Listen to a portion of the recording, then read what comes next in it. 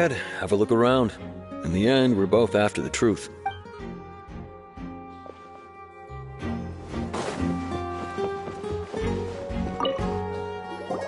Hello there! What are you investigating? Oh, this location has also been cordoned off because the Magic Troop members are currently considered prime suspects. The investigation team is still collecting evidence. The seats were all booked in advance, so we were able to deduce the missing woman's identity by checking the guest list. Sure, it's not like this is confidential information. We will publish it later anyway when we petition the public to help us find the missing person. Her name is Halsey. She's a painter from Fontaine who's made a bit of a name for herself. Apparently, she wasn't a regular at the Opera House, but she'd been feeling some pressure with her work lately, which made her decide to come see the magic show. The Magic Troop members all claim not to know her. We have looked into her social connections or conflicts of interest with the suspects. Simply put, she wasn't related to the Magic Troop at all, which matches the features of the previous serial disappearances. Were the victims of previous cases also chosen at random? That's how it seems to us, in any case. Apart from the fact that they were all young women of around the same age range, there really weren't any other connections between them. Okay then. No need to be so formal. If you do happen to see the missing girl, please be sure to contact us. It is of utmost importance that we get to the bottom of these disappearances.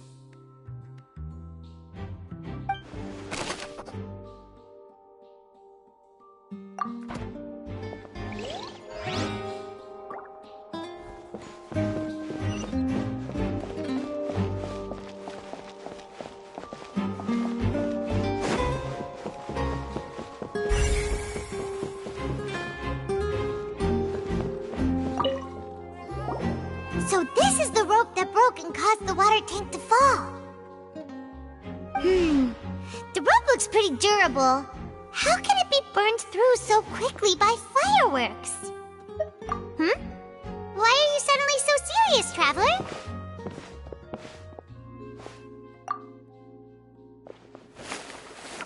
Whoa. Look! This bit is made from different material! Most of it was burned away, but there's still a little bit of it left. So if a rope meant to hold something was made with that kind of material in it, then that means... Wait! Why don't you write all this down? Let's take notes!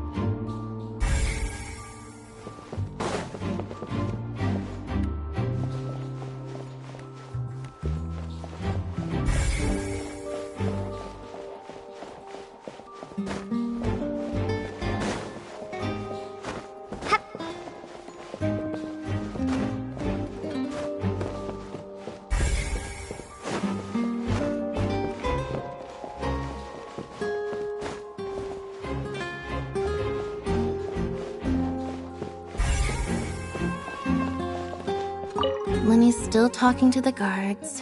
It seems he'll have a lot of explaining to do. I think someone will be assigned to monitor us later, but that's alright.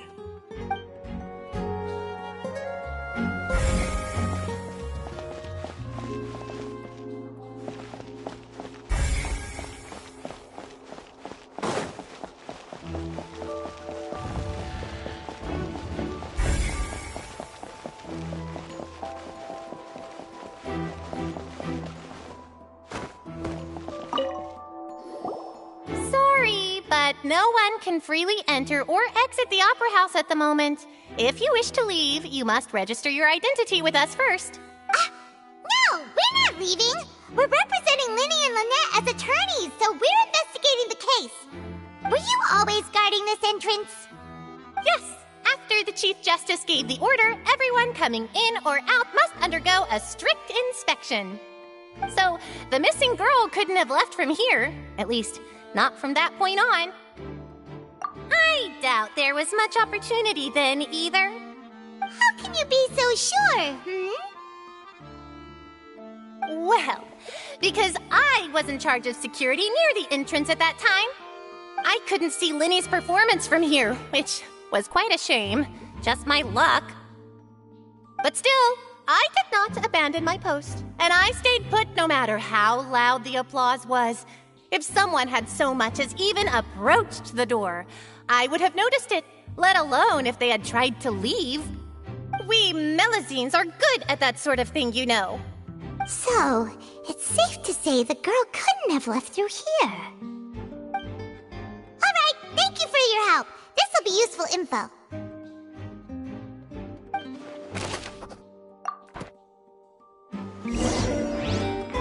We've checked everything of note here at the performance venue.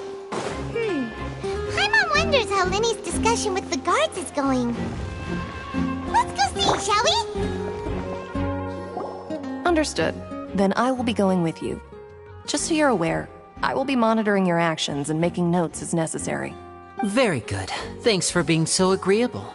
I'd pull a rose out of my hat as a gift for you if I could. You may spare the pleasantries. I'm just doing my job. You've arrived. Who's this? Me? I'm Spina di Rosula's guardian angel. If you've got a problem, I've got the firepower. Sorry, I got a little carried away there. Call me Navia. I'm a partner of theirs, and will be helping investigate this whole situation. And these are my companions. Would you mind if they join as well? Fine by me. Oh, new helpers? I would be most grateful. Well, let's just say we're tagging along. It's not every day you get to see the secrets behind magic performed on such a large scale. I appreciate your kind interest. Come with me. We'll be heading below stage.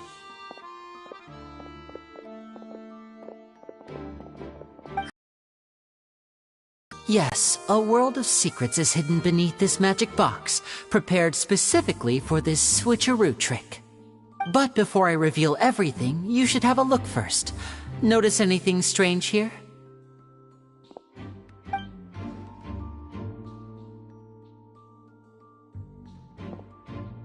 I'm not trying to be dramatic. Remembering the details of a trick will help you understand the methods used to perform it more easily. Weren't there balloons and other decorations here? Where did all that go? Ah, good eye. That said, you're still far from discovering the answer. The back? You mean the inside of the door? What's different about it? Paimon didn't notice anything. Very good indeed. I thought you might not be able to catch that, given that you were sitting in the first row. The back of this door was patterned. Those patterns are now gone, replaced by a smooth wooden board. So, if you put 2 and 2 together, what do you get? Exactly. All right, let's go. I'll tell you how it works as we head down.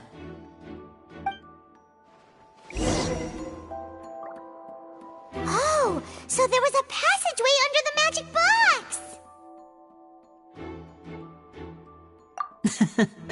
I knew you'd figure out most of it as soon as you saw this place. The 2 magic boxes are positioned right above the 2 entrances of the tunnel.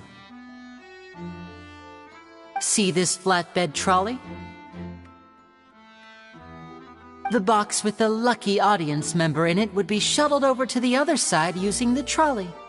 This trolley can raise and lower and even rotate, ensuring that the box will face in the right direction. I see. So that's the purpose of the box inside another box. Precisely. The inner box would descend after the audience member was put inside and be moved along the trolley, all while the outer box would remain on stage as if nothing had ever changed. So that's how you did it! Once the box was lowered, the trolley would store some energy through this device here, with which it would complete the rest of the steps. The audience member would only be able to feel some slight movements in the dark, and by the time she walked out, she would already be back on stage. Right! You were talking that whole time, and you even came out for a moment near the end! Ah, yes. A phonograph operated by Lynette was used to achieve that effect. My assistant and I had already scripted our conversation beforehand. When the countdown began, I had already gone to the opposite box via a tunnel using that ladder. And what about Lynette? Where was she? I was in the mezzanine space in the back of the box. Oh, interesting! That's how we were able to coordinate Linny's lines with the assistant. And, by the way, I was the one who walked out of the box at the end. I mean, we are twins. All it takes is a change of clothes and no one can tell who's who. And that's my favorite part of this trick. Only Lynette and I can perform it. So that's how it all worked! Wow, every detail you revealed was more amazing than the last! Lynette would briefly walk out of the box and then go back in, jumping into the tunnel and escaping before the box on the trolley could finish ascending. And then I walk out of the other box in the audience area, and the trick would be complete. The operative word here being would. But as you saw, Cal was in the box, not our audience member. She, on the other hand, mysteriously vanished.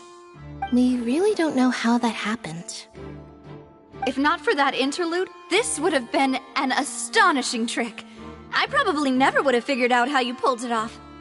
And yet, to think that someone was able to use this magic trick to commit a crime. Could we have a look around? I think we can come up with some more leads. This is the scene of the crime, so Linny and Lynette are not permitted to stay here. I'll escort them back up. Yes, of course. No need to be so strict now. I won't disappear into thin air, you know. Thanks, everyone. We're counting on you.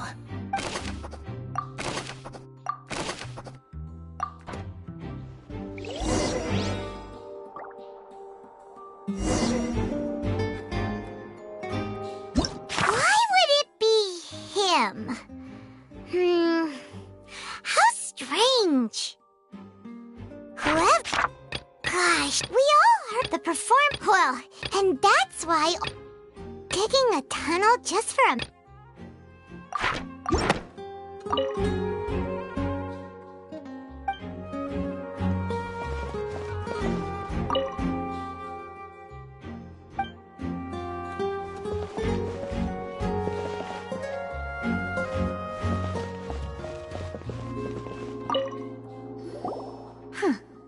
What's this? Looks like a hook tied to the end of a rope. Huh? There's all kinds of odds and ends here. Perhaps it was a prop for a different trick. But why would it have been left here? Whatever it is, let's make a note of it first.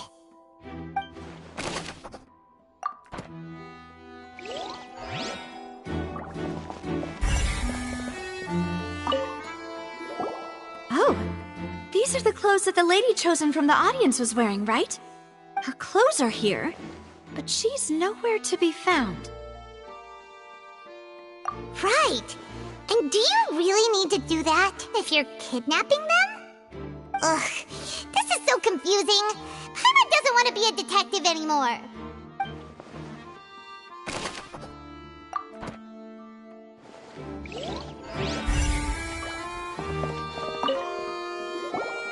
The floor is wet. Please be careful not to slip. Speaking of which, why would there be water here? Oh, Paimon knows! It's one of those tricks where you pour water into a jug and then flip the jug over only for the water to disappear. And here's a broken vase.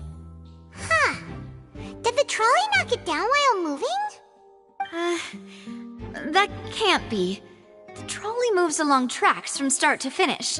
It couldn't have hit the vase at this distance. Let's note this down too and think about it later.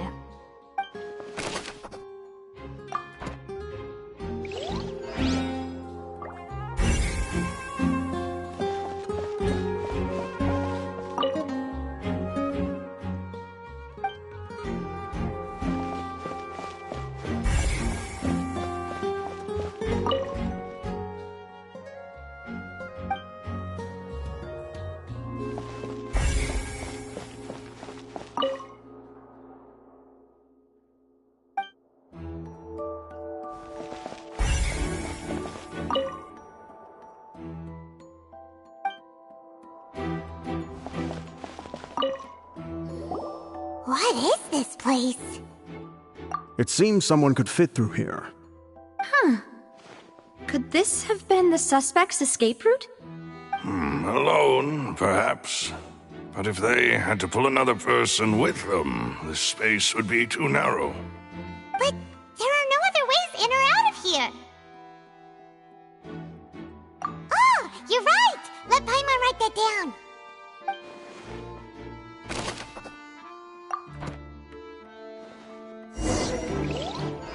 Seems we're just about done investigating down here. Yes. Let's head back up.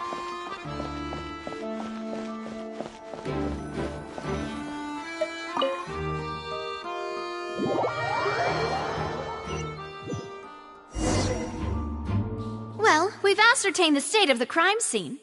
Let's find a place. It seems to me that there are several things that don't add up here. Apologies for the wait, demoiselle.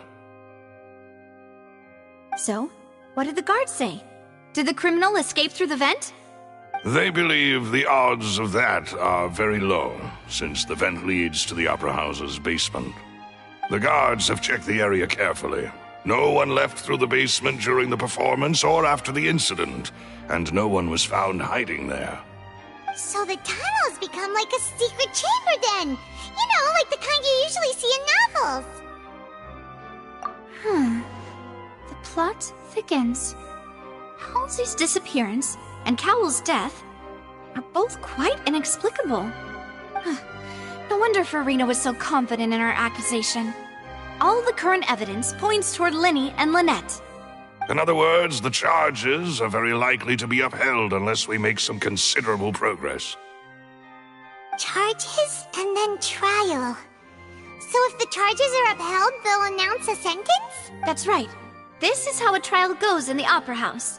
During the proceedings, the Chief Justice and the Oratrice will hear statements from both sides. That's right. This is how indemnitium is produced. The statements from both sides, the defenses from attorneys, witness testimonies, and even the audience's emotions will all be projected on the Oratrice. To put it simply, it's as if the Oratrice has its own will, and is a judge in its own right.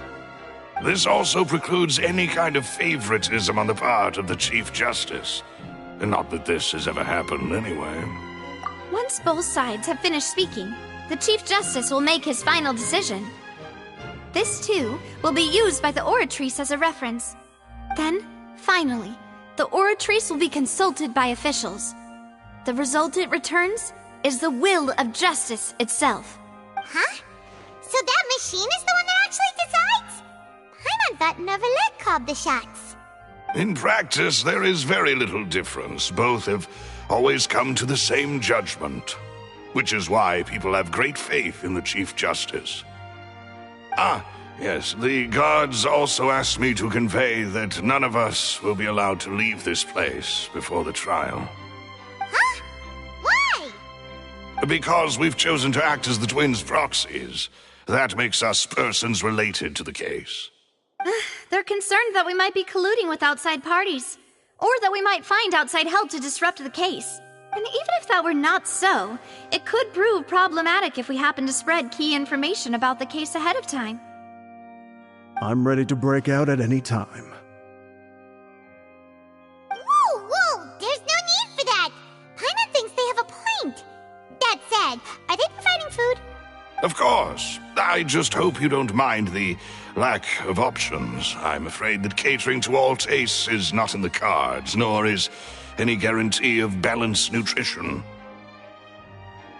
In that case, let's just sort out our findings together here. Pity. I was hoping to take you to try some of Fontaine's famous desserts, too. I mean, what better way to properly think through our findings than over some tea and sweets? Huh.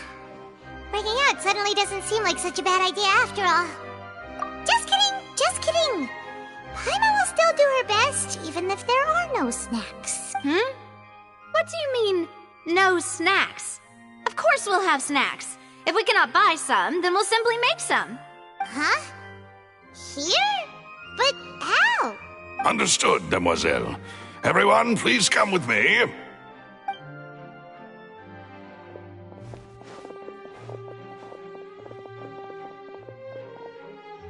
Wait, you're carrying a portable stove with you?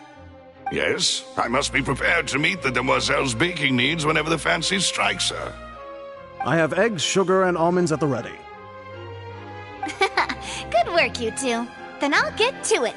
Please sit tight for a moment. You'll get to taste my awesome snacks soon enough. These three are quite the interesting group.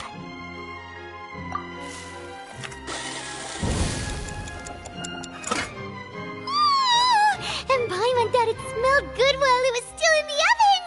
Oh, it's even better now. Paimon can't stop drooling. From the way you had these two guys carrying all that stuff around, Paimon thought you'd have them do more during the baking process. But you ended up doing the entire thing by yourself! Beating the egg whites, grinding almonds, everything! I was applauding.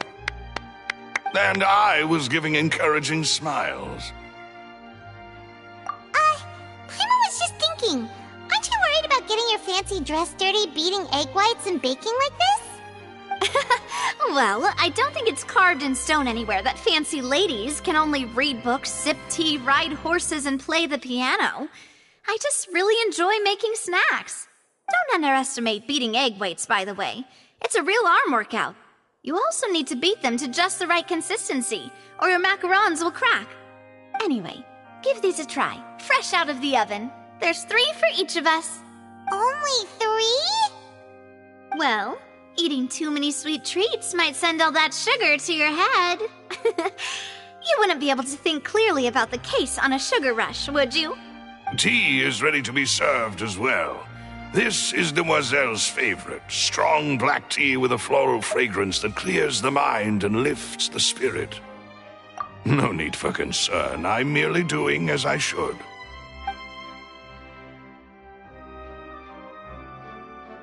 All right then, down to business.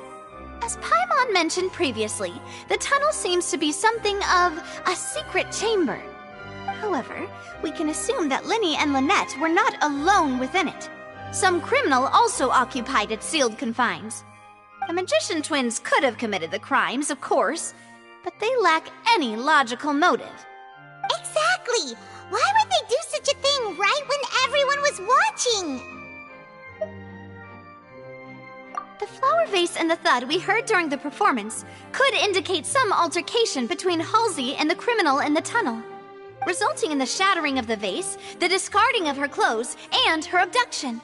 Perhaps the criminal thought that since she was chosen from the crowd, she would be too easy to identify if she was still wearing the same clothes. Paimon thinks that makes sense, but the real trouble is... True. None of the clues we found thus far support the existence of this third person. But the only people left to consider are both technically victims, whether it's the missing girl, Halsey, or poor Cowl. Huh.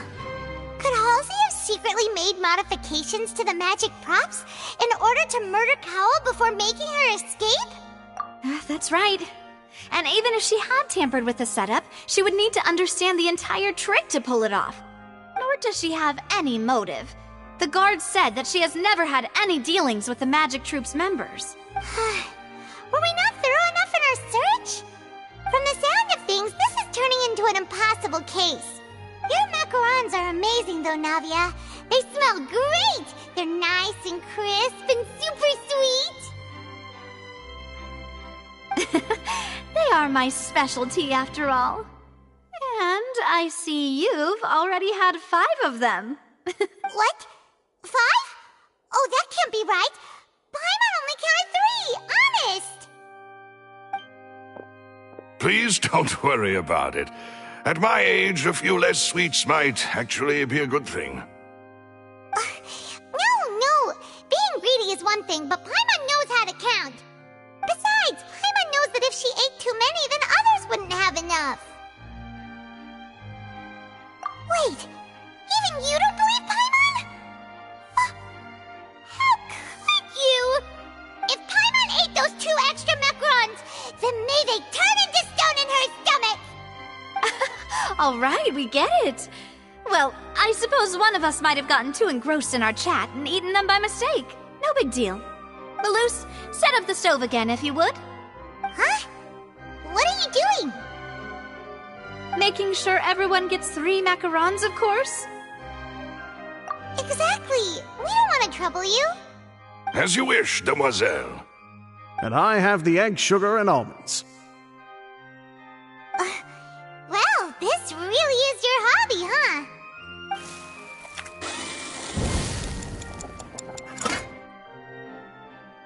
Well, that's it for snack time. I'm going to have another look around the area. I don't know what we're looking for yet, but we've still got some time. As attorneys, I suggest the 2 of you think the case over again. It would be awkward if you got all tongue-tied on stage during the trial. All right, thanks for your help and for the snacks. It was nothing. A small task for the Spina di Rosula. Silver, Malus, it's time to go. I'll be back if I find anything new. All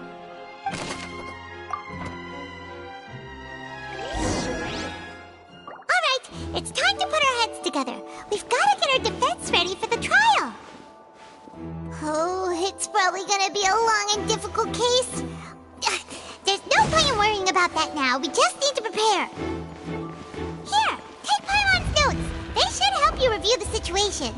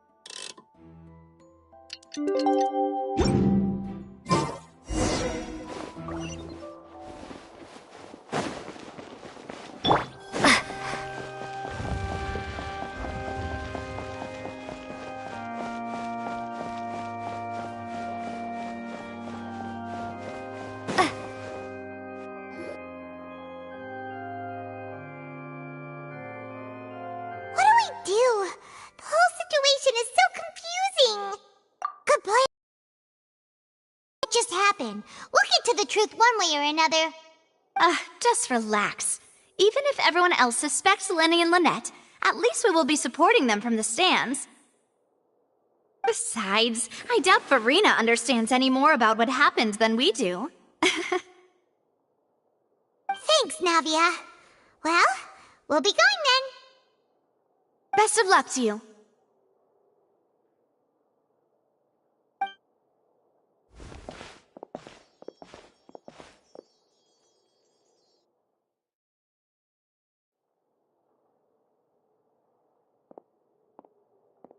Ah, finally, you're back.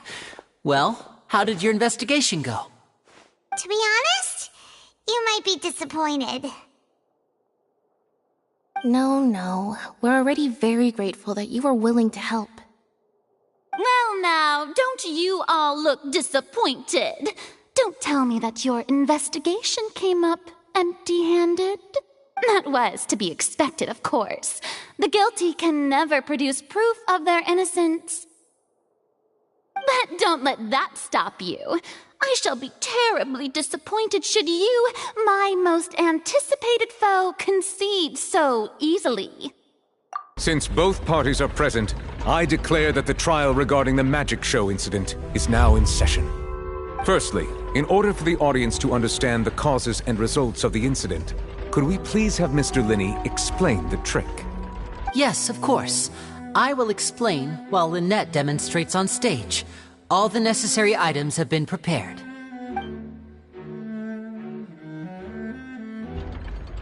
Thank you, Mr. Linney. In that case, I take your statement to be that you ran to and remained hidden within the magic box in the audience stands once the trick began, and thus could not have committed the crime. Is this correct? Yes, that's correct, Your Honor. In that case, I call upon the prosecution. Lady Farina, do you wish to refute his statement in any way? Why, of course I do. Allow me to take the first shot and break this case wide open. Mr. Linney is clearly lying. There is no way you could have been in the box the whole time if you were to abduct Halsey and murder Cowell. In fact, I'd say you were hardly in that tunnel at all. That is simply your hypothesis based on the presumption that I'm guilty. Oh, is that so? And if I may ask, what did you hear while you were inside your box? The roaring countdown of the crowd, of course. That's how I kept track of the time and built anticipation for the finale. And you didn't hear anything else at all?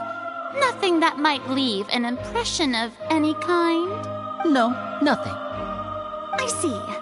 But when the count reached 30 seconds or so, there was a thud. One so loud that I believe practically everyone heard it. Huh? Hey, hang on. Something's not right here. Yeah, I'm sure he could have heard a noise that loud from inside the box. I was right by the box, and I definitely heard the thud.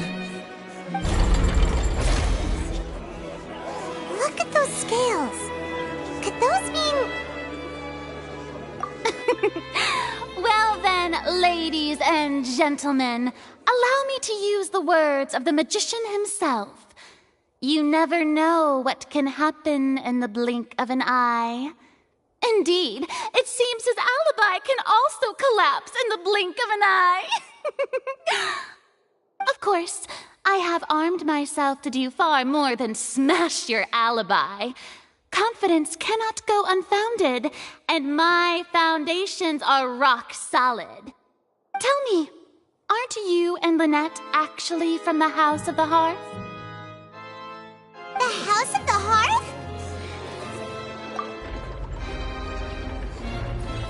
No wonder they did something like this.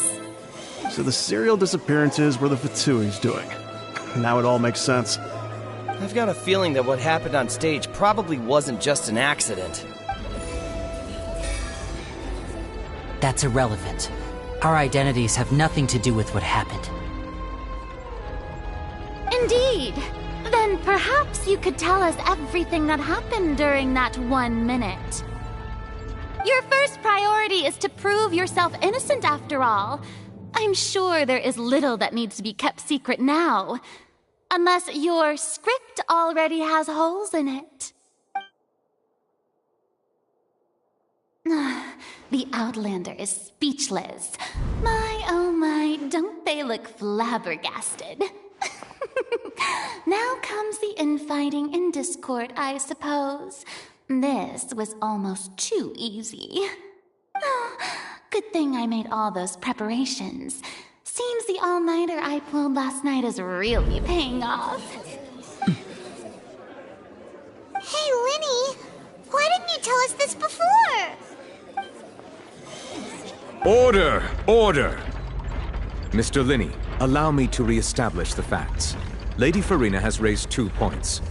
First, when the thud was heard in the Opera House, you were neither in the box nor the tunnel.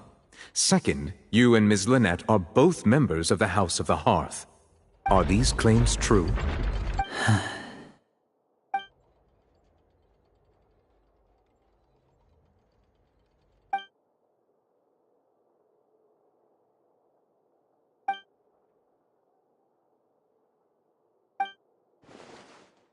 Please answer my question, Mr. Linney. I'm sorry. Yes, they're true, Your Honor. I knew it! Well, that's it. We might as well move on to the sentencing already. What should we do now? Granted.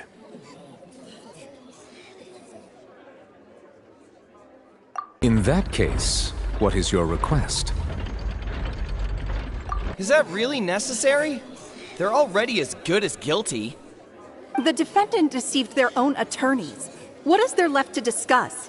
Order! Order, I say! Your request is reasonable, and we shall adjourn. This trial will reconvene in 1 hour. So you would stick to Mr. Linney's defense even after knowing what you do now? You certainly have more professionalism than I thought. In that case, my dear audience, let's allow the joy of victory to steep for a little while longer.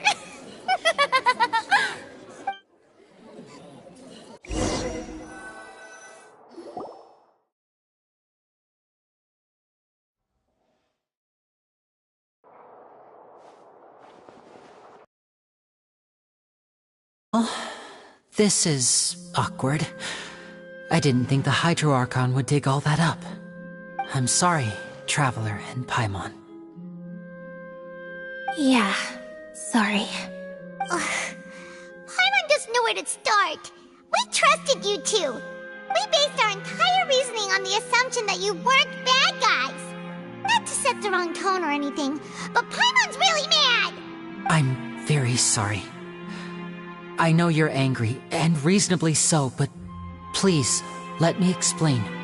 I know you've clashed with the Vitui several times before. I wouldn't be surprised if just hearing the word is enough to make you upset. But our organization is very, very large, and the Harbingers have very different personalities and goals. Right now, we want to save people. As many as we can. That's right. I'm sure we're on the same page when it comes to this nation and the disaster that its people might face. I knew if it weren't for our respective identities, we could become good friends. That's why I didn't wish to flat out lie to you, but chose to hide some details instead.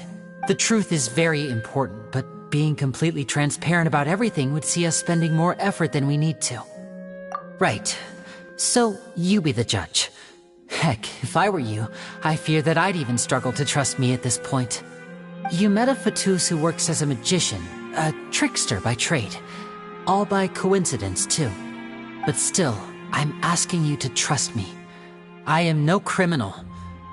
At least, not in this case. Sorry. Please forgive us. Well, you both say that, but...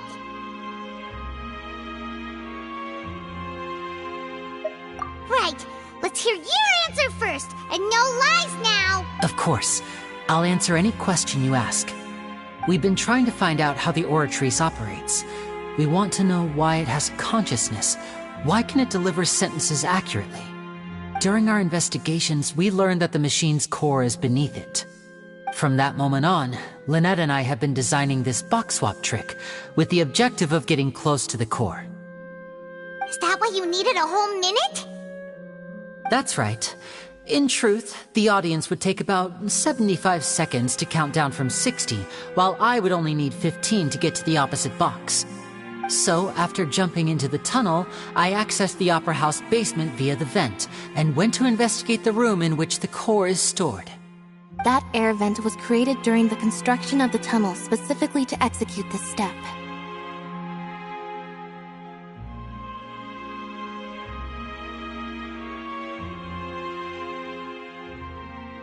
Well, nothing.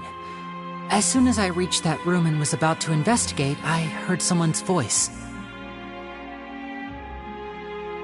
Which should have been impossible, of course. I was quite certain that I was the only one in the room. That voice seemed to recognize me and tried to speak to me. I chose to err on the side of caution and retreated the way I came. On the way back, I saw the broken vase and the clothes on the ground, but the countdown was almost finished, so there wasn't time to give it any thought. After that, the homicide occurred just as you saw.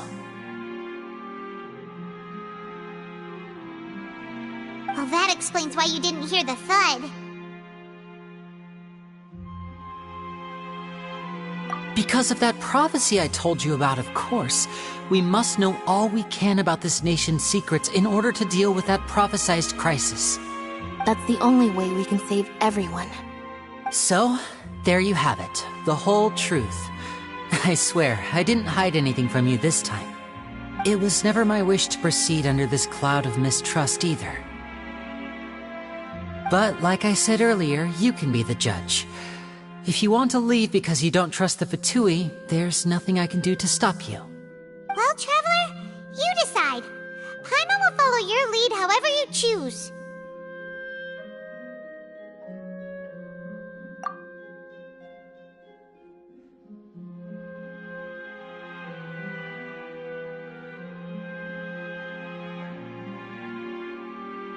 Okay, thank you.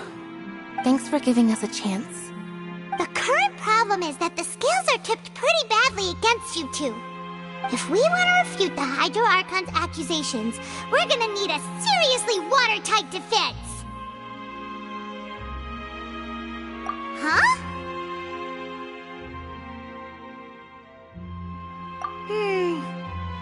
Oh, Paimon thinks she gets what you mean.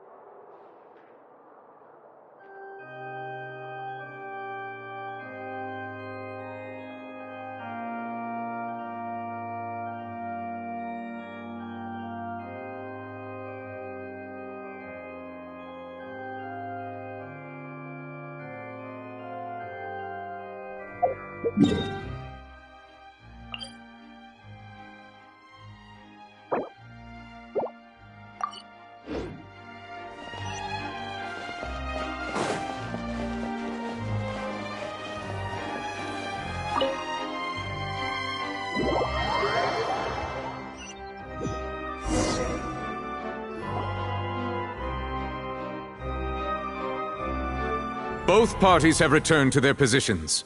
Let us continue the trial. When last we left off, Mr. Linney acknowledged the new evidence presented by Lady Farina as fact. Therefore, Lady Farina may continue stating her reconstruction of the events. That took long enough. Now then, if everyone would lend me their attention. At this stage, let's revisit that scene from Linney's perspective.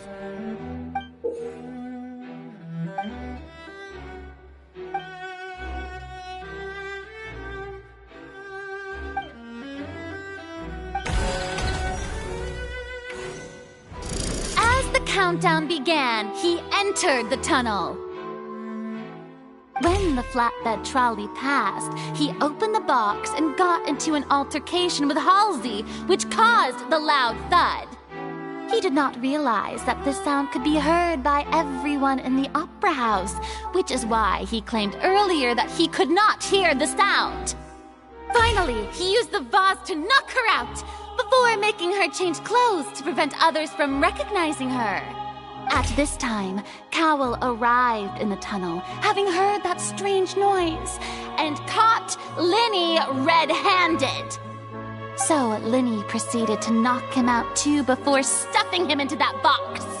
Afterward, Linny passed the unconscious Halsey to his accomplice through the magic box in the audience stands, before operating the devices such that Cowell's death would be ruled an accident. And there you have it. That's the truth behind what happened. Does the defendant's side have any objections to Lady Farina's description of the events? The key to refuting Lady Farina is the order of events. What Linny experienced and what he saw.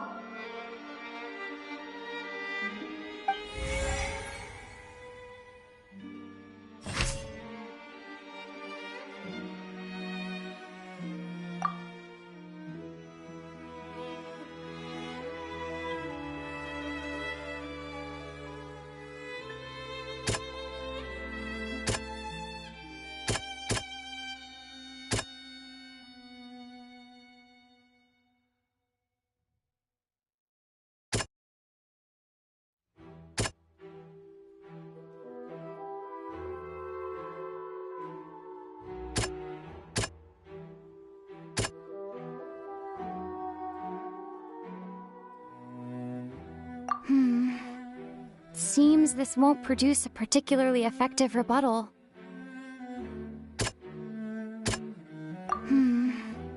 Seems this won't produce a particularly effective rebuttal. Seems this won't produce a particularly effective rebuttal.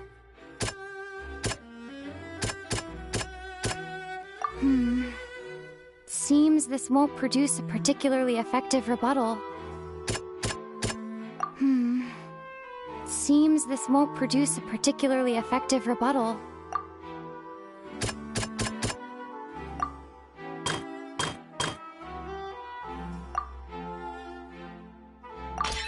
According to Linny, he left via the vent after entering the tunnel.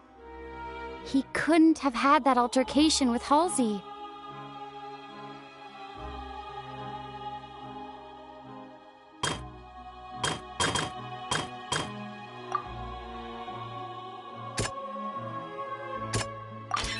Linny went to the room that contains the Oratrice's core.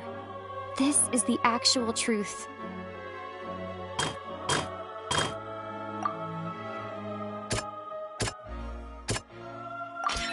Linny did not take part in the underground altercation.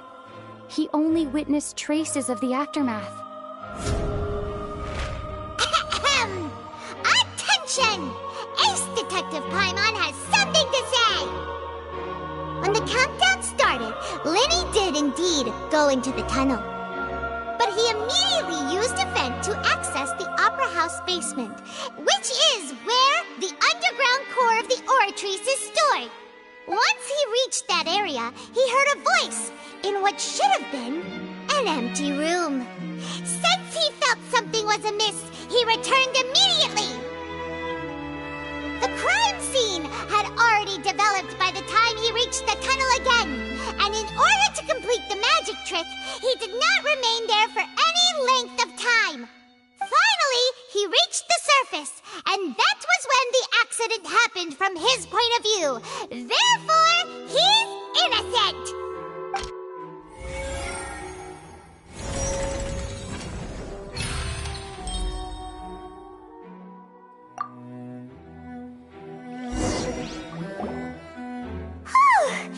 Paimon did it! Paimon actually managed to say all that! Wasn't it awesome? In other words, you believe that he knew nothing of the incident? That's right!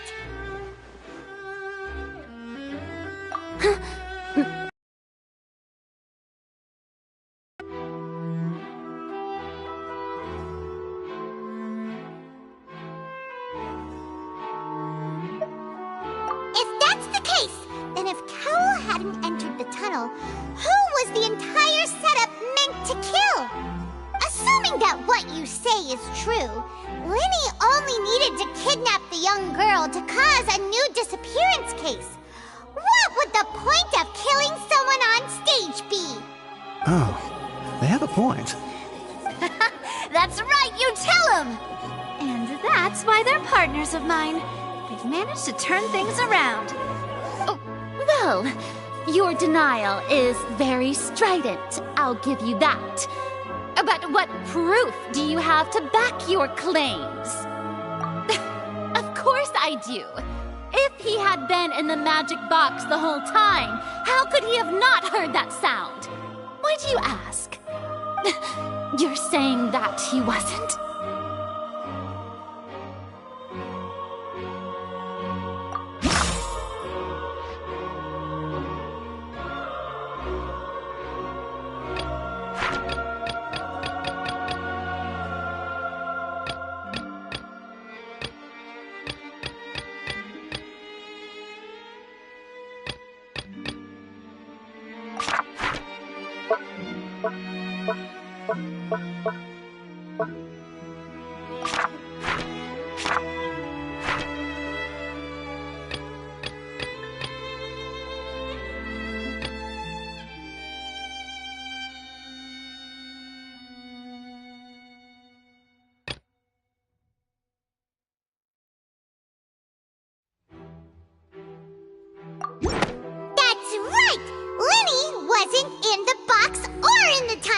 That's why he didn't hear anything strange during the performance. This means that when the crime happened, Linny had already entered the basement via the vent. The same clue you used to disprove his alibi has now become the best proof! How do you like that? Well played. To think you'd use such logic. Well then, if it wasn't Linny who committed the crimes, then who was it?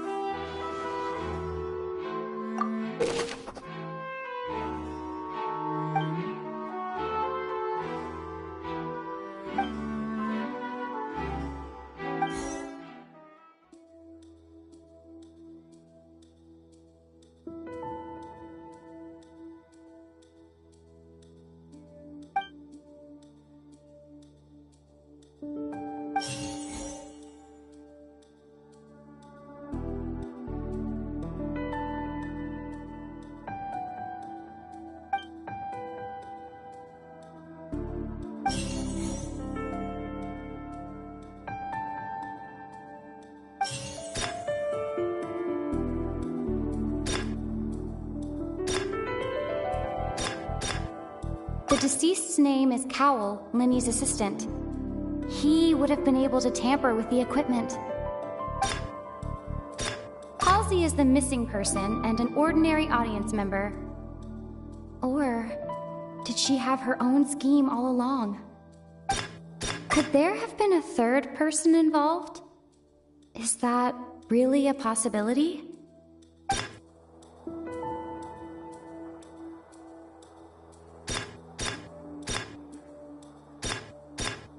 The deceased's name is Cowl. Could there have been a third person involved?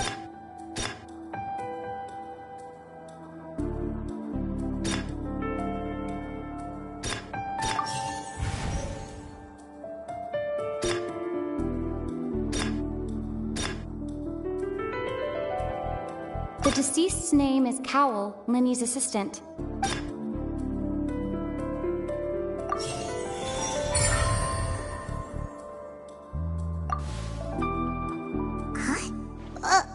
That can't be right. Are you serious? The killer was, in fact, Cowl, the deceased! Oh, is that so? How interesting! Let's hear your reasoning then. What I must do next is recreate the truth. What Cowl did, and how he went from would-be perpetrator to victim.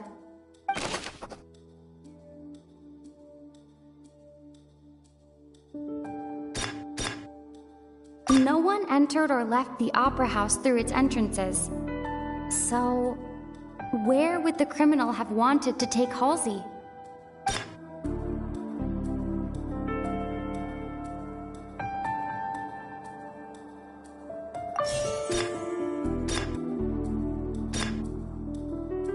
Halsey's clothing was in the tunnel.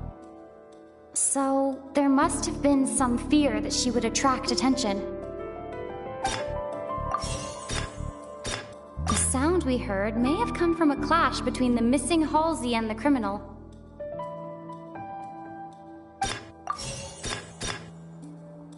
Lenny was not in the tunnel at that moment, which gave our criminal ample time.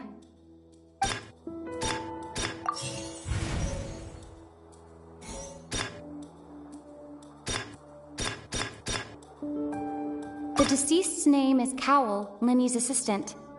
He would have been able to tamper with the equipment.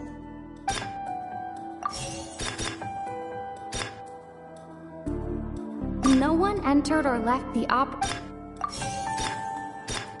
Halsey's clothing was in the The sound we heard may have come from a clash between. It would have been tough for both people to fit into that vent.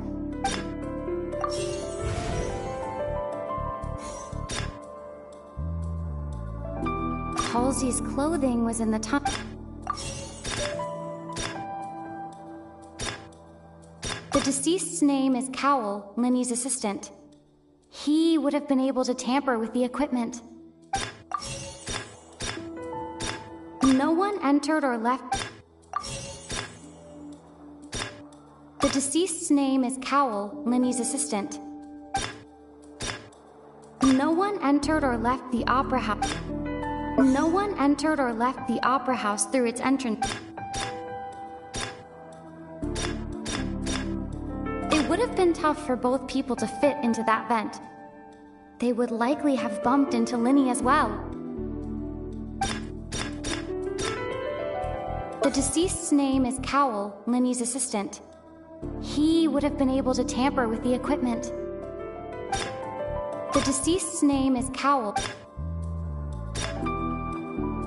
The sound we heard may have come.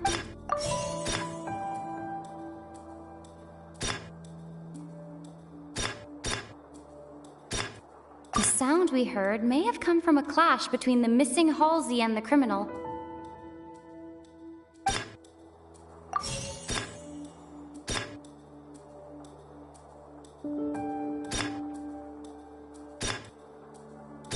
The sound we heard may have come from a clash between the missing Halsey and the criminal.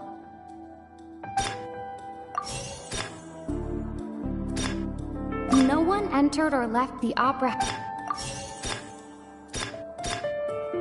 Lenny was not in the tunnel at that.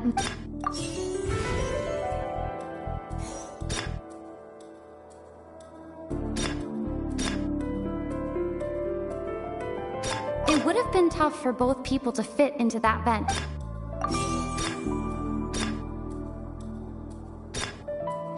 No one entered or left the opera house. Halsey's clothing was in the tunnel.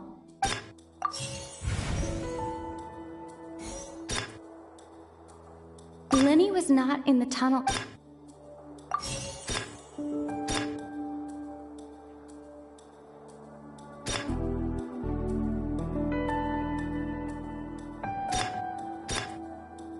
The deceased's name is Cowell, Lenny's assistant.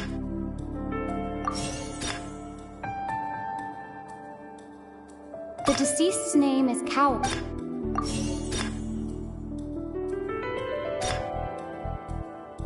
It would have been tough for both people to fit into that vent. They...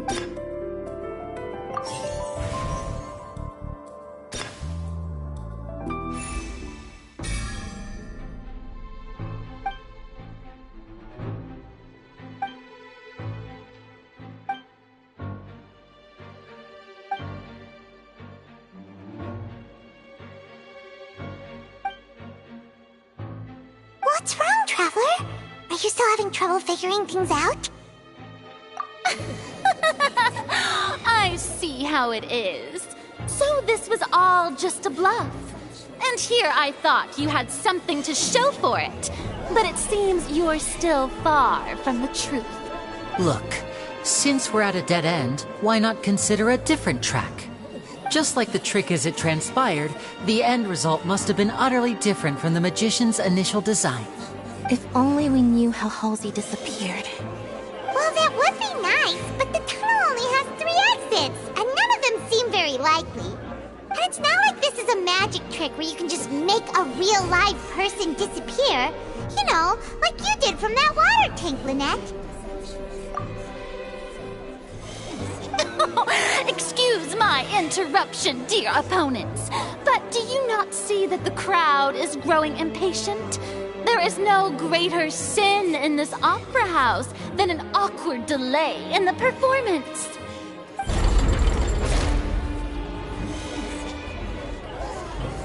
If the defense is unable to make further effective arguments, we will move on to the next stage of the trial.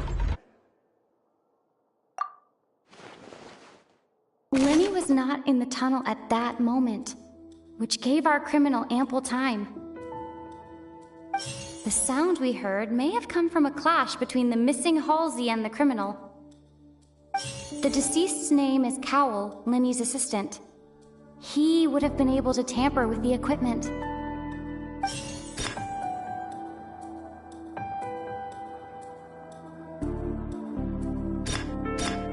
No one entered or left the opera house through its entrances. So, where would the criminal have wanted to take Halsey? Halsey's clothing was in the tunnel. So, there must have been some fear that she would attract attention. It would have been tough for both people to fit into that vent. They would likely have bumped into Lenny as well. The vase was not broken by chance. It was used to cover important evidence. The water.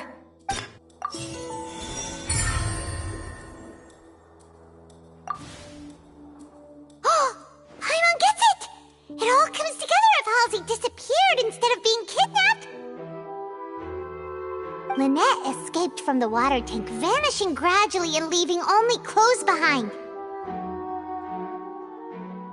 If there's a similar method where a person could be transformed into water... Oh, just a moment, please. I do hope you know how preposterous you sound at the moment. How could a person ever be transformed into water? This is reality we're talking about here, not some magic trick. Must we really? I should think that of anyone. Your friend Linny already knows this truth very well. Magic tricks are ultimately just illusions and misdirection. But Halsey's disappearance is very real. We're talking about 2 completely different things. Even so, I trust the Traveler's judgment. The truth must be out there somewhere. Perhaps some new line of reasoning may open if we try to gather all the focal points that don't make sense. Since Cal was the deceased, we haven't placed much attention on him. But given that we aren't making much progress with the case, it wouldn't hurt to have a look at his belongings, would it? People really do come up with all sorts of harebrained schemes when at the end of their rope. The way I see it, your suggestion that we broaden the scope of our investigation is nothing but a tactic for stalling the trial. Nevertheless, I believe that this is a reasonable request on the part of an attorney. Since the trial does indeed appear to be at an impasse, I believe that additional evidence may help us make more progress.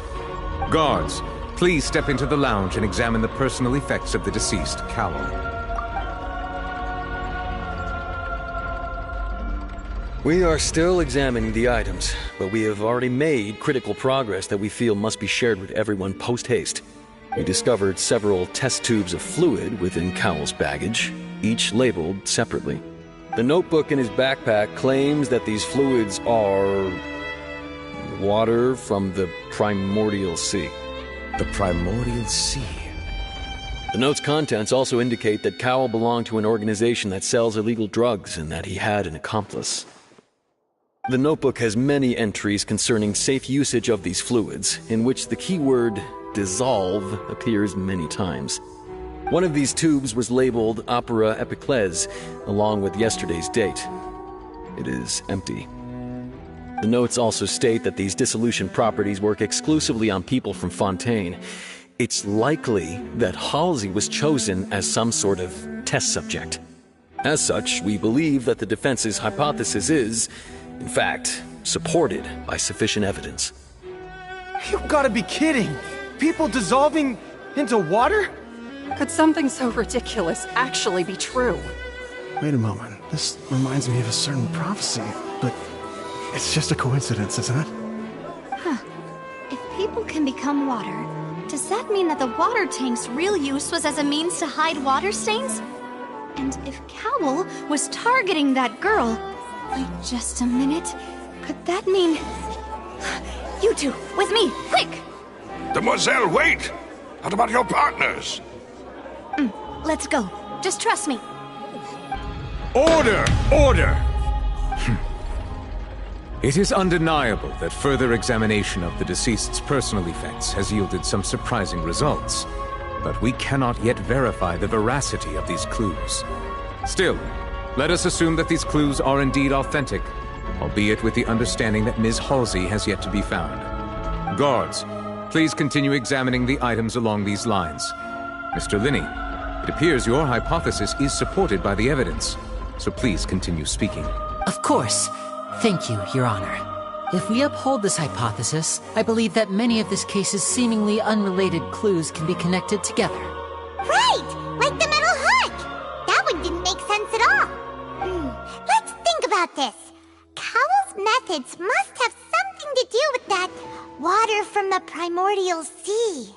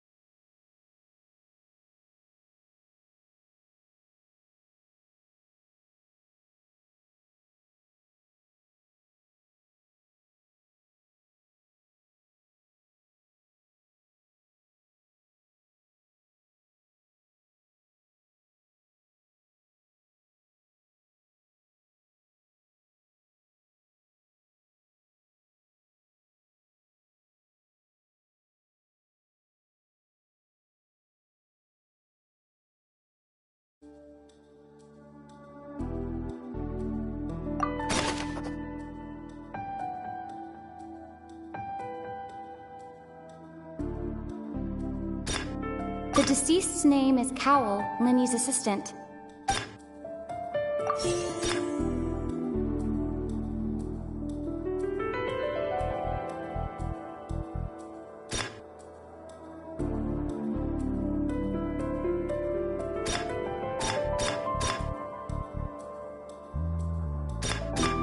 The rope that strung the water tank up was lit by the fireworks and cut.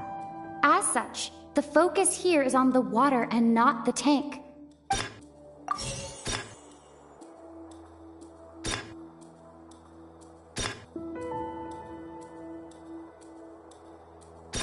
The water from the primordial sea should already have been prepped before Halsey entered the magic box.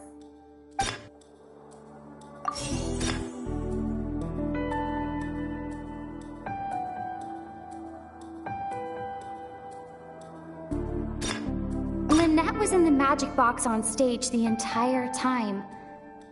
Did she have something to do with this? I remember there was something else within the inner layer of that box.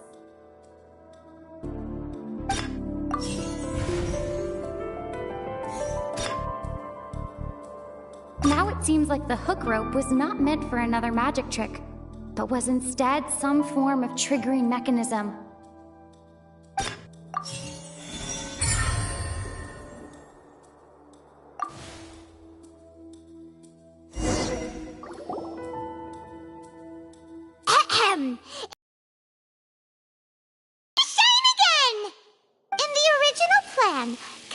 Would tamper with the water tank rope and the number selector securing his target. When the magic box containing Halsey was lowered, the metal hook would retract gradually and pierce the balloon at the top of the box. When the balloon attached to the box popped, the water from the primordial seed inside it would pour down and dissolve Halsey. Afterward, Cowell would enter the tunnel and break the flower vase to conceal the water inside the tunnel, with the remaining evidence being covered up by the water tank on stage. But he encountered something unexpected in the tunnel, and wound up being fatally hit by the same water tank he meant to use to cover his tracks. Huh. That does make sense. That actually links together a lot of the more confusing pieces of evidence.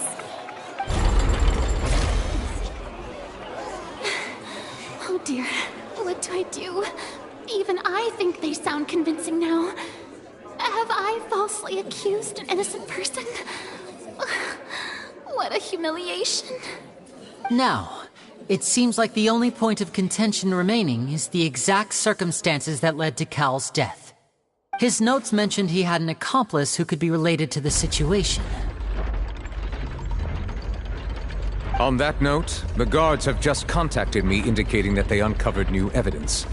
I shall now invite him on stage to share it with us. Thank you, Your Honor. We were just inspecting the luggage of the other people involved in this case. And we found an identical sample of the water from the primordial sea among Lenny's personal effects. What? That can't be. Oh, I see. Well, how wonderfully comedic to have your own counterattack only to come back and wound you. Does this not clear all doubt? My dear citizens, my loyal audience, allow me to present my reasoning and bring this performance to a swift close.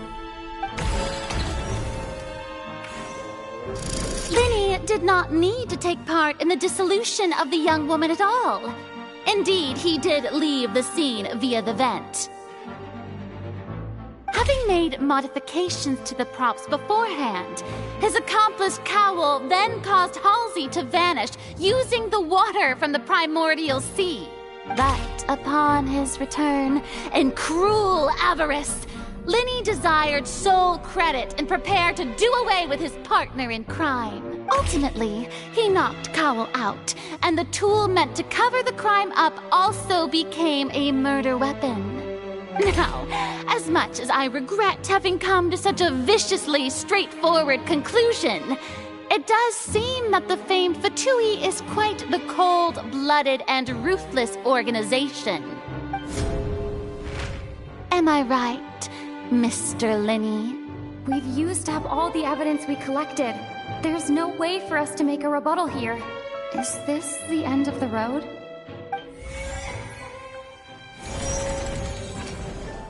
Oh no! Paimon can't think of anything either. It doesn't look like there's any way around this.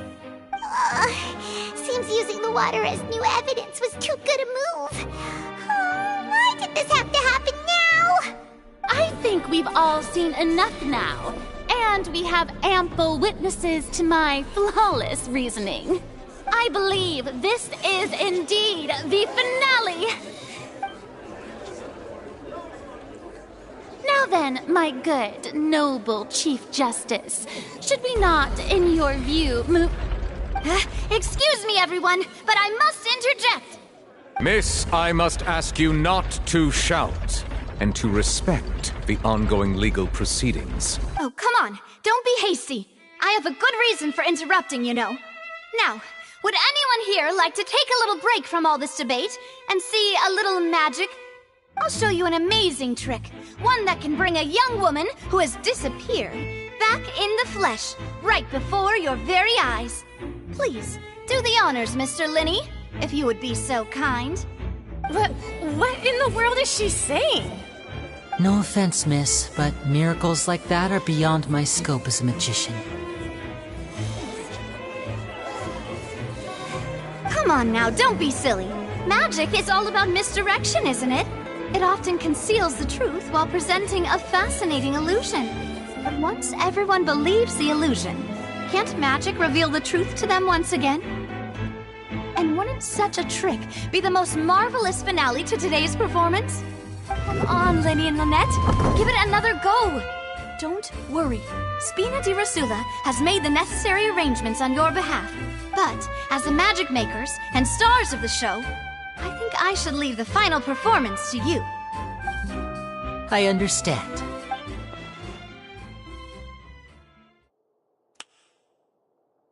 And voila!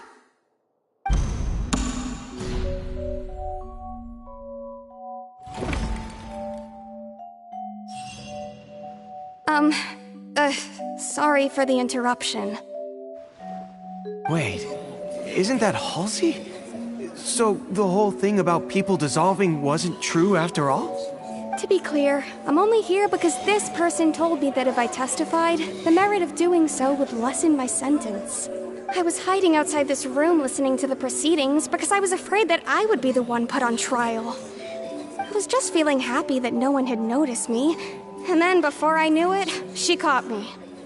That'll teach you to underestimate us three. Where should I begin? I'm sorry. I'm the one who killed Cowell. I admit it. What? Why? Firstly, my name isn't Halsey. It's Lillian, and I'm originally from Mondstadt. I heard that Linny's show was gonna be a real thriller, but I missed the chance to buy a ticket, so I stole one. That's how I make a living. I steal stuff here and there. And I'd never been caught before. But I was noticed at the harbor a few days ago, and I barely got away. Linny was the one who caught me in the act. Hey, no wonder you look familiar. So you were the thief. Liddy even mentioned that you were pretty skilled. Well, and I thought that would have been the end of it, but then the number selector chose me. He even mentioned the Fortress of Meripede. That's a prison, isn't it? So you can imagine how shocked I was. I thought he was onto me for sure.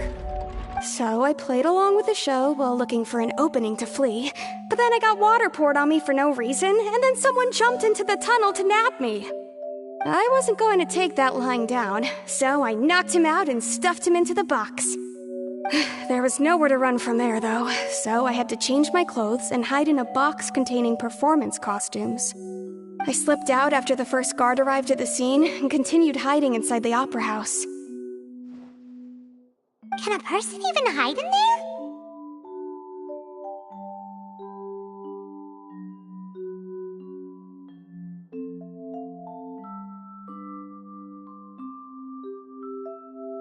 I swear I didn't know that the water tank would fall down. Really, I swear it. Had I known that, I wouldn't have put him in the magic box. I may be a thief, but I'm no killer. Well, that makes everything pretty clear now, doesn't it? This time, we need to tell the entire story from Lily-Ann's perspective.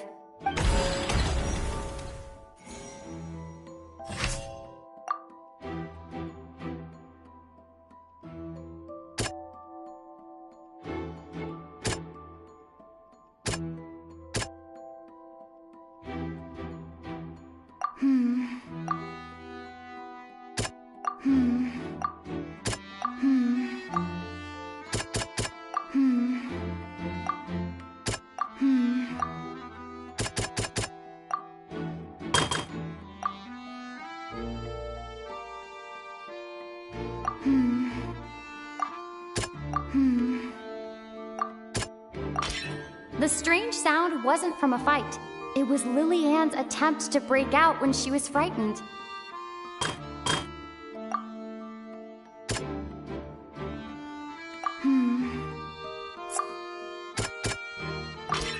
The flower vase was not broken to cover anything up, but was smashed during the struggle between Lily-Ann and Cowell.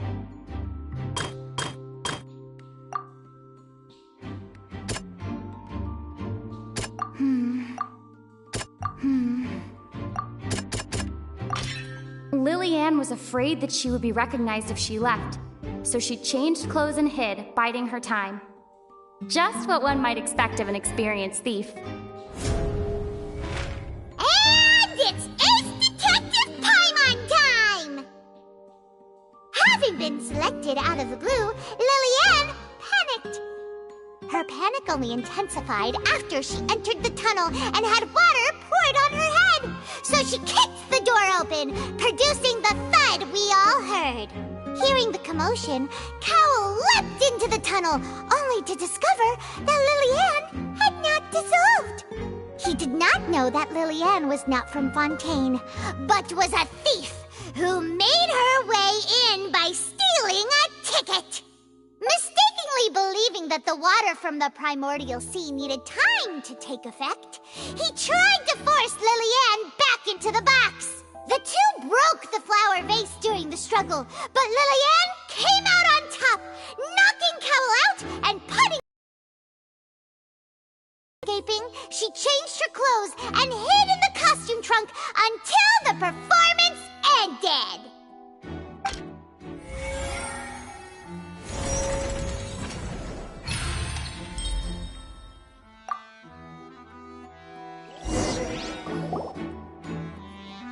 She knew that she would have to go through guard inspection if she tried to leave afterward.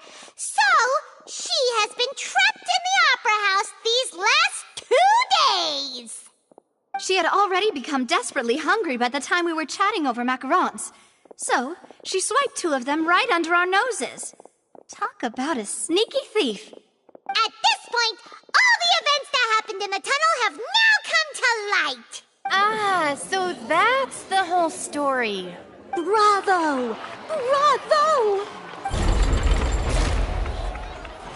Now then, Lady Farina, do you wish to speak against the defense's statements? Please answer the question, Lady Farina.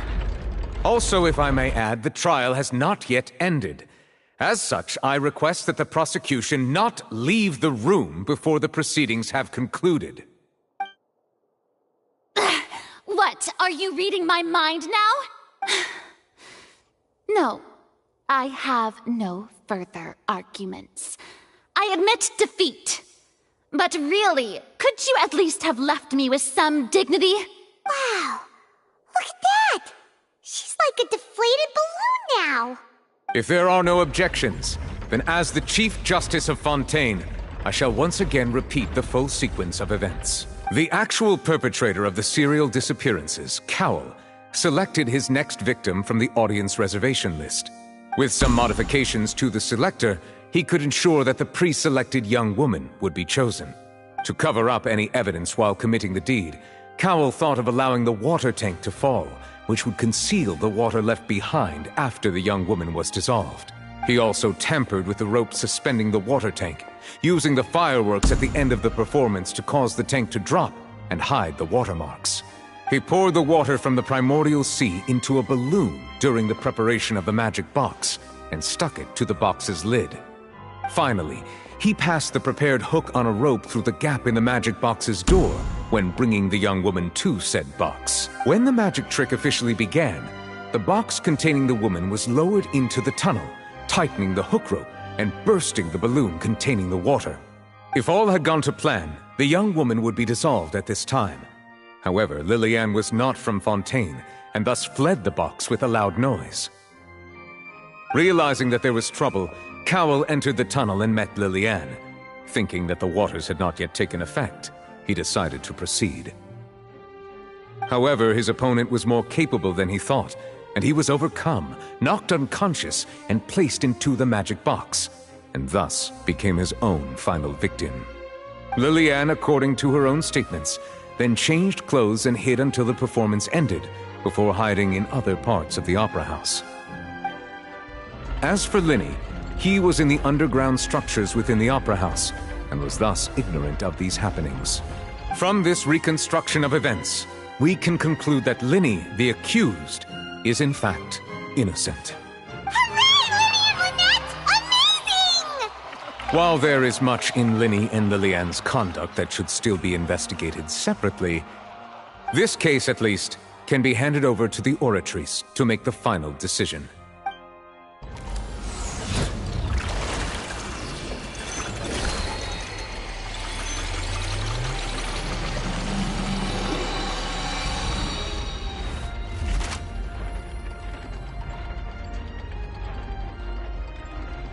As such, Linny and Lynette are officially declared not guilty.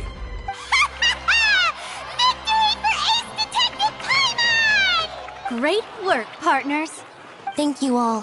Thank you so much. Next, I think we deserve an explanation, Guard Vaughn. How did you find the water from the primordial sea in Linny's baggage? Right! Your discovery caused me to make a serious mistake, you know. Or was that not a discovery, but false evidence that you dared to bring before this court? I suspect that the accomplice mentioned in Cowell's notes was not Linny, but you, yes? I'm sure you know what you must do to lessen your sentence. Speak quickly! Unless you want to earn yourself a one-way ticket to Coupon Town. I was just following orders. We were supposed to place blame for the serial disappearances onto Linny, and thus cause suspicion to fall on the Fatui. The higher-ups said this was the best opportunity to do so. And now that your plan has fallen through, and the secrets of the water have been revealed, you have become a liability to said higher-ups, yes? Therefore, you would be wise to tell everything you know, and seek the protection of the guards. Yes, I'll tell you everything I know. Our boss discovered that the water can cause people to dissolve. It can also be made into a potion, which when extremely diluted, can cause people to experience unforgettable exhilaration. We've been in this business for a while now, and have made decent mora off it. The disappearances were also the boss's idea. I mean, this is the boss we're talking about. The...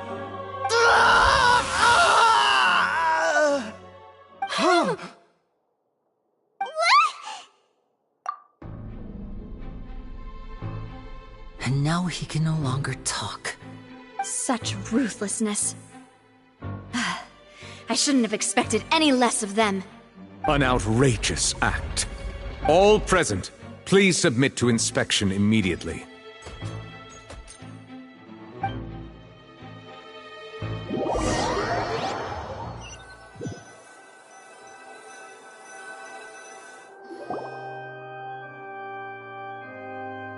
So, we're just going back now?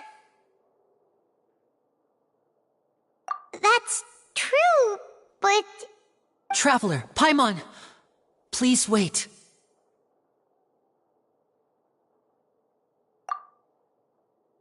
Linny... I know you may not want to speak to me right now. Maybe you don't even want to look at me. But still, let me thank you again for defending me to the end. even after you learned that I'm a member of the Fatui. I guess. But regardless, I'd like the opportunity to set things straight. I didn't approach you with any ulterior motives or ill intent. I've spoken to you as myself, just plain Linny this entire time. As for why I'm a Fatus, it's because the goals of the House of the Hearth align with those of an orphan like me. That's all. That was how Father, who you might know as the Knave, approached recruiting us back then too. The Knave? The one who controls the House of the Hearth? She's your father? That's right. And since we're here, I was wondering, would you mind hearing a story? It's about my past. Back when our parents first died, Lynette and I were left wandering the streets. To survive, I took to surreptitiously observing an older street performer who did magic. It took me several days to figure out how he pulled off his amazing tricks. I took my sister through several streets until we found a crowded corner, and we began to perform magic tricks there. To my surprise, we proved to be pretty popular, and we could at least stop worrying about where our next meal would come from for a time.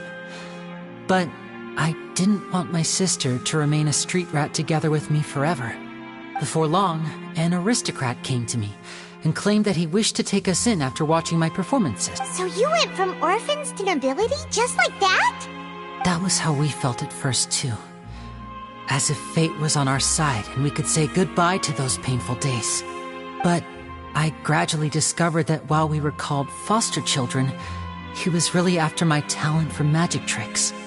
He would constantly take me to all sorts of banquets to garner attention, which he would then use to expand his social circles. That doesn't seem too bad either. Better than roaming the streets at any rate. It took a while for me to realize just how dark his heart really was. After one particular performance at a banquet, I discovered that Lynette was not on the same return vehicle as me.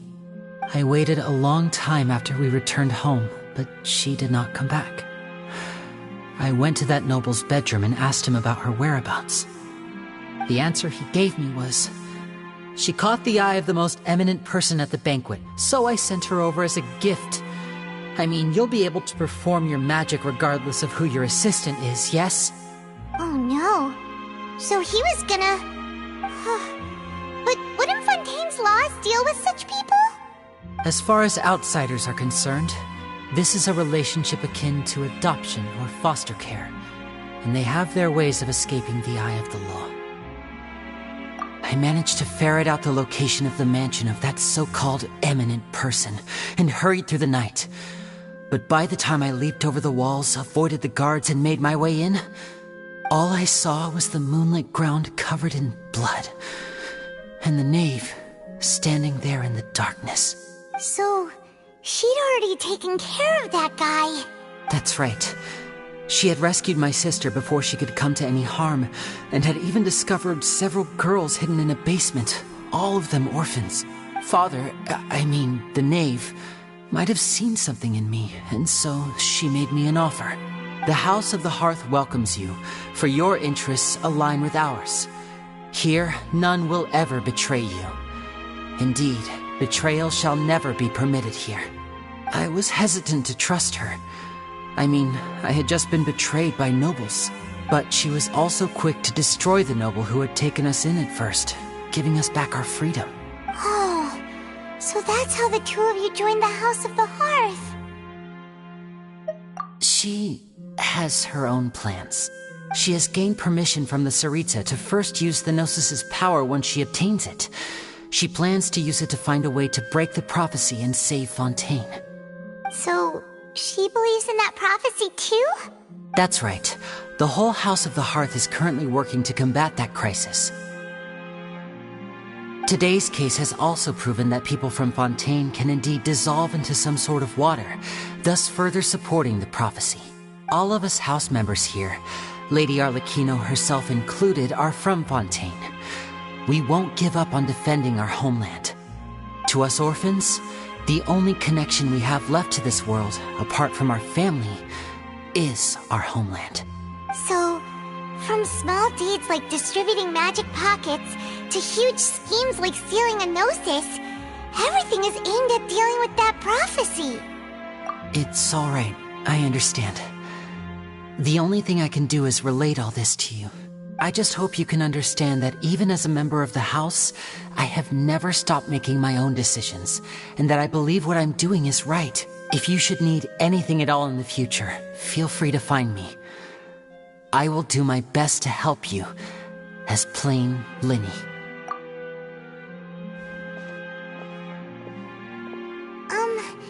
Bye, Linny!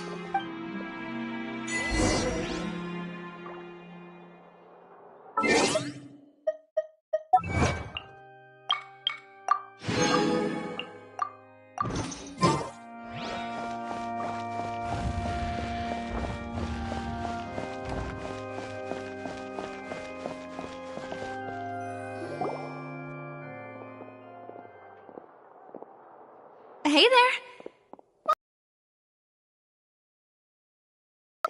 Were you looking for us, Navia? Well, this whole thing isn't exactly over, is it? I do feel that we're getting closer to solving the serial disappearances case, though. Don't you think so, too? Huh? What's wrong, my dear partner?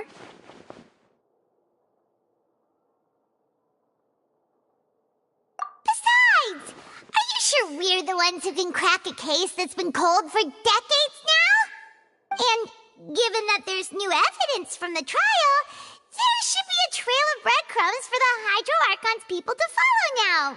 Ah, I see. Well, I won't lie. I'm a little shocked to hear that from you. But I suppose you are just travelers who have only arrived in Fontaine after all. Sorry. I might have been too presumptuous. Don't say that, Navia. Ah, and we were having so much fun investigating with you, too. It was like having new waters flowing into a stagnant mire, causing new hope to spring forth, and the reflection in the murk to become clearer. Sorry about that. I'm a bit prone to nostalgia. Don't mind me. Wait, shall we have a farewell meal? You know, to commemorate our time as partners? Huh? Do we really need to get that formal?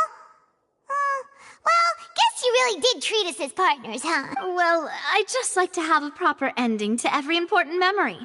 That way there are no regrets later. Anyway, it would just be a meal, so it shouldn't take up too much of your time. You don't have to twist Paimon's arm. If Boss Navia's treating, count Paimon in! Oh, wonderful. In that case, why don't we return to the court of Fontaine and head to the Hotel de Boer? I believe we'll make it just in time for dinner. All right, then. Let's have our farewell meal.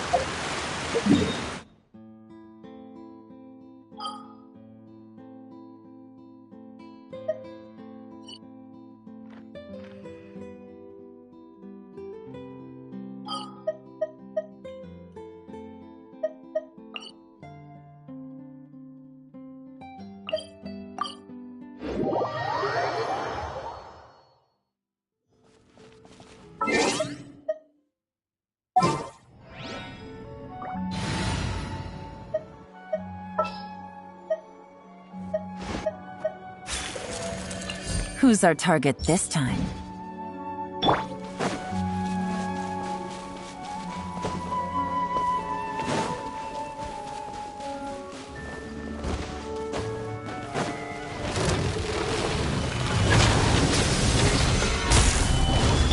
Mind the side effects.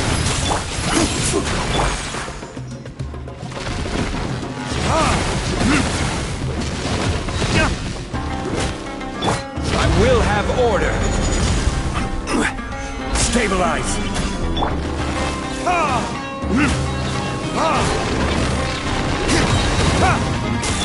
Taking a turn for the better. The You will see.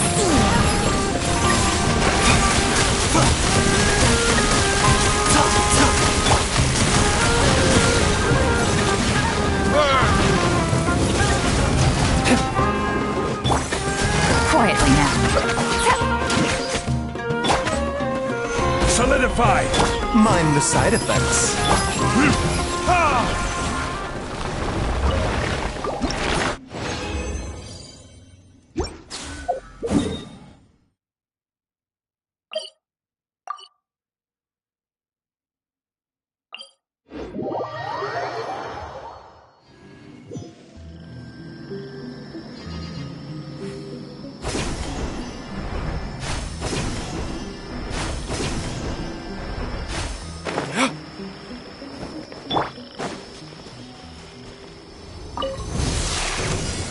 Stabilize!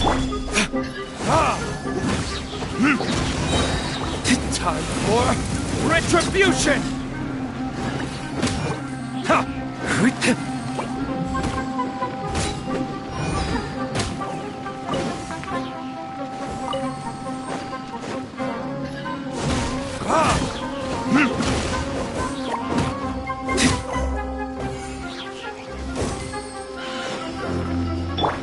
This is order.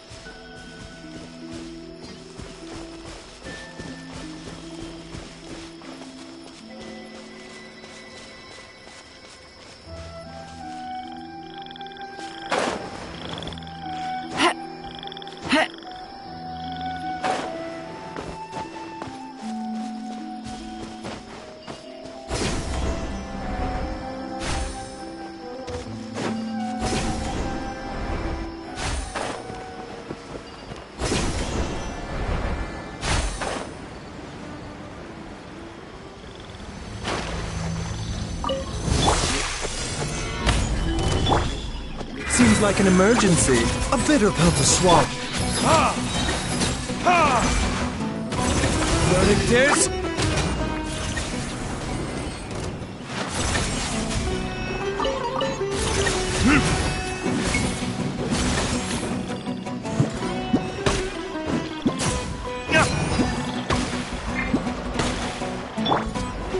Solidify!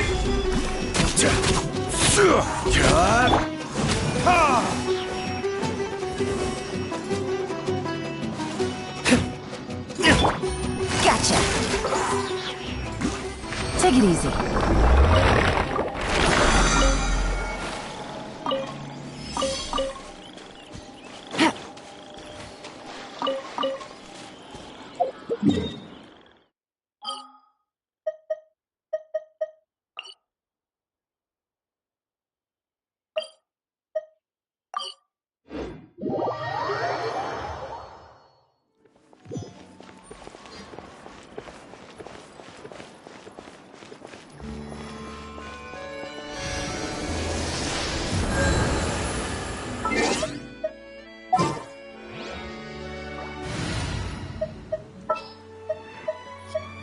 Just what will we come across this time?